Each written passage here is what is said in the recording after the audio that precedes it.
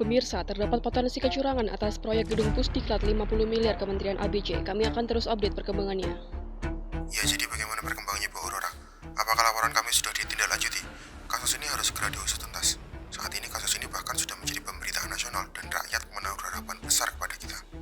Baik Pak, saya juga sudah melihat berita tersebut, namun Bapak tidak perlu khawatir karena saat ini saya sudah membentuk tim investigasi bernama DAH Compliance. Sekarang kami sedang dalam rapat untuk memulai investigasi mendalam. Kami akan menelusuri kasus ini sampai ke akarnya. Selamat pagi semuanya. Pagi, Bu.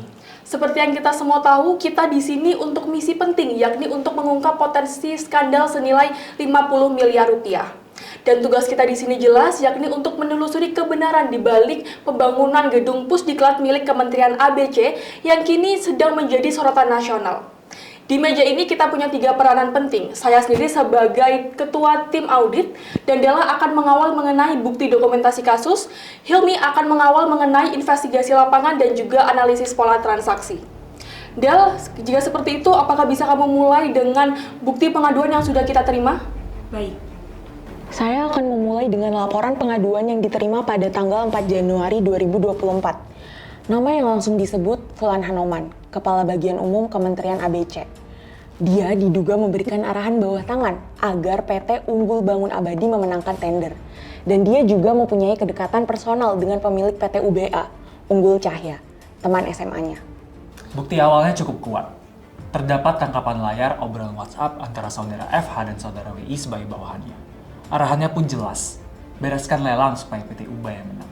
Lebih dari itu, terdapat laporan bahwa FH menerima hadiah voucher umroh, parsel tahunan, dan goodie bag misterius yang diserahkan di parkiran mall.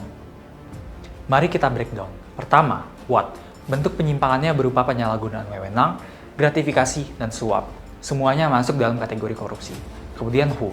Pelaku utamanya diduga FH sebagai pejabat yang bertanggung jawab atas proses pengadaan, UC selaku pemilik PT UBA sebagai vendor, dan WI sebagai bagian dari panitia pengadaan. Kemudian when? Mulai dari Desember 2022 saat pengondisian lelang, pelaksanaan proyek selama 2023, lalu puncak dugaan gratifikasi terjadi di Januari 2024. Kemudian where? Kantor kementerian sebagai lingkungan kerja tempat saudara FH dan saudara WI yang diduga merencanakan dan mengeksekusi penyimpangan prosedur lelang. Lokasi proyek terjadi di Kota Biru dan parkiran Mall Pondok Jaya sebagai tempat serah terima goodie bag. Kemudian why? Motifnya beragam, mulai dari tekanan finansial pribadi, adanya kuasa jabatan yang terlalu luas, sampai dengan relasi personal yang disalahgunakan. Kemudian how? Dimulai dari perencanaan tender yang diarahkan dan di-trigging, sampai dengan fase timbal balik berupa kickback. Kemudian how much? Potensi kerugiannya nggak cuma dari nilai suap dan gratifikasi, tetapi juga potensi markup anggaran proyek.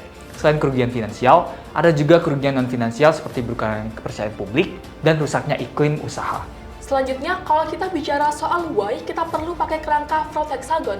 Karena kita di sini tidak hanya bicara tentang tekanan dan juga kesempatan, tetapi juga tentang ego, kolusi, rasionalisasi, bahkan kapabilitas pelaku.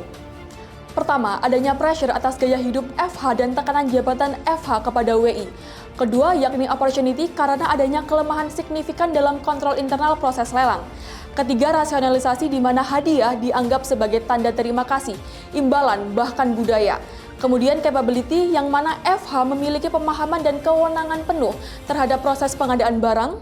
Selanjutnya ego di mana FH dan juga WI memiliki keserakahan dan sikap superioritas sehingga timbul kepercayaan bahwa pengendalian internal tidaklah berlaku bagi mereka.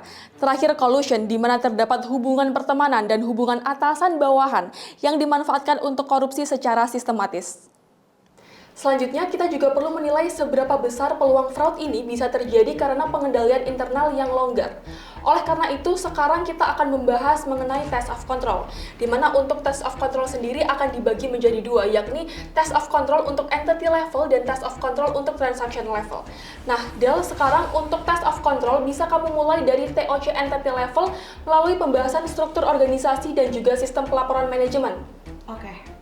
Jadi berdasarkan struktur organisasi dan sistem pelaporan, Eva memiliki kendali di banyak titik, mulai dari perencanaan, evaluasi, sampai pencairan anggaran. Ini sangat rawan, apalagi WI sebagai bawahannya juga di panitia pengadaan yang harusnya independen. Ini menunjukkan adanya tumpang tindih fungsi dan pengaburan sistem pelaporan bertingkat yang mengindikasikan red flag.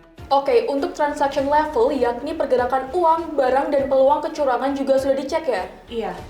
Pertama, dari sisi pergerakan dana, kita mengidentifikasi invoice dan bukti pembayaran penerima dana memang PT UBA, tapi belum bisa dibuktikan apakah kembali lagi ke FH dalam bentuk kickback. Kemudian dari segi pergerakan barang, kita melakukan uji kesesuaian dokumen dan fisik di lapangan, termasuk siapa yang memiliki kontrol akses ke lokasi proyek. Di situ kita dapat melihat apakah terdapat barang masuk yang tidak sesuai kontrak atau tidak. Kalau di total, anomali ini bukan hanya administratif, namun sudah sistemik. Ini bisa diidentifikasi setelah melakukan TOC peluang kecurangan pengelolaan keuangan, dari proses tender, nilai HPS yang terlalu tinggi, sampai relasi FH dan UC yang terlalu akrab. Bahkan pemberian hadiah di mall secara terang-terangan itu mencerminkan keyakinan bahwa mereka kebal. Jadi, hipotesis kita jelas, terdapat peluang besar yang memfasilitasi terjadinya korupsi secara terstruktur. FH dan UC bekerja sama mengatur proyek dari awal sampai akhir, mulai dari perencanaan, tender, sampai pencairan anggaran. Proses ini melibatkan konflik kepentingan, pemberian hadiah ilegal, dan dugaan suap dalam bentuk barang dan fasilitas. Program kerja audit kita terdiri dari 5 tahapan yang mengikuti siklus pengadaan di pemerintahan. Pertama, perencanaan pengadaan. Kita cek terlebih dahulu dokumen RUP dan metode pemilihan penyedia. Apakah sesuai dengan regulasi dan urgensi proyek. Kedua, perencanaan kebutuhan. Termasuk evaluasi HPS dan spesifikasi teknis. Apakah dibuat realistis atau sudah disesuaikan agar PT UBA saja yang bisa penuhi. Ketiga, pemilihan penyedia. Kita telusuri evaluasi tender, termasuk komunikasi informal antar pihak. Keempat, pelaksanaan pekerjaan, termasuk kunjungan lapangan, validasi progres, pencocokan BAST, dan pemeriksaan invoice serta termin pembayaran. Dan yang kelima, pelaporan. Semua hasil investigasi kami tuangkan ke dalam kertas kerja audit dan laporan hasil audit sebagai dasar rekomendasi tindakan selanjutnya. Untuk memperkuat perolehan bukti, kita akan menggunakan 3 pendekatan utama. Pertama, critical point auditing, yakni dengan fokus pada titik-titik yang berpotensi besar menimbulkan fraud seperti pembuatan kontrak, pemilihan penyedia, pembayaran, hingga penerbitan BAST.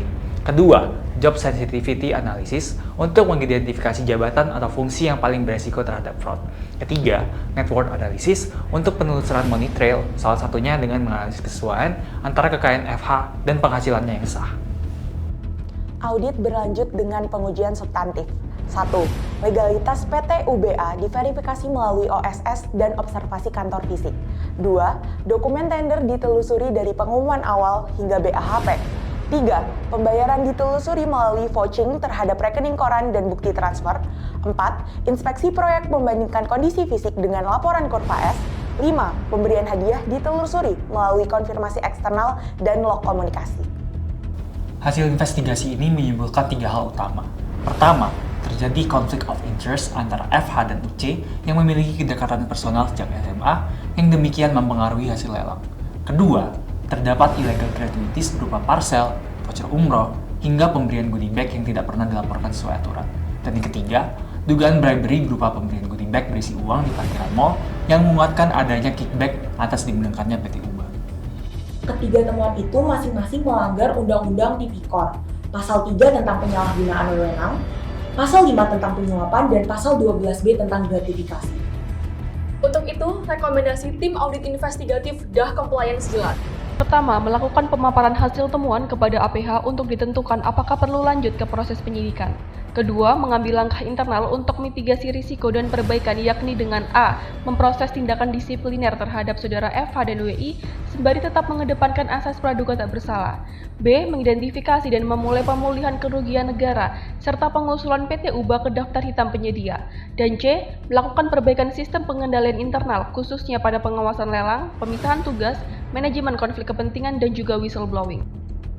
50 miliar ini bukan sekedar angka yang hilang, tetapi benih penyakit yang jika dibiarkan akan menggerogoti setiap sendi integritas negeri. DAH Compliance telah menemukan akarnya.